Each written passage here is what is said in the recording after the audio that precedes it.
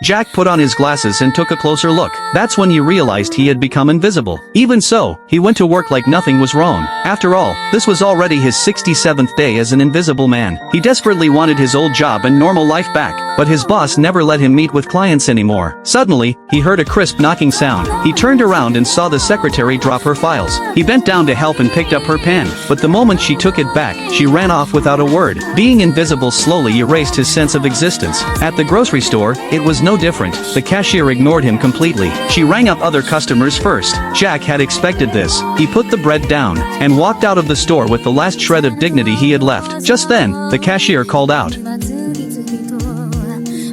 But she wasn't calling him. In the end, he could no longer suppress the struggle inside him. He threw away the metal barrel tied to his body, yet his arms instinctively grabbed it again. At that moment, a heavy truck slammed into him and sent him flying. This time, he finally let go of the metal barrel, but his body began drifting upward uncontrollably. Without the extra weight, he floated like a feather in the wind. Unable to grab onto anything, he rose off the ground. He leaned against a wall, not realizing this was only the beginning of the nightmare. Eventually, he reached the sky. With nothing to hold onto, true fear finally set in. Luckily, he landed on a balloon. Lightning flashed endlessly around him, and fierce winds howled. The strong wind eventually blew him back onto a rooftop. He grabbed a random bucket in panic, and managed to descend safely to the ground. However, a worker who had just started his shift accidentally dropped his hoe. Jack was safe, but the emptiness and loneliness quickly returned. Just then, a dog walked up to him. Its blind owner could actually see him. Hearing Jack's stomach growl, the man handed him a bag of bread. For the first time, a stranger made Jack feel like he truly existed. Not far away, a large truck was about to crash into a baby stroller. This time,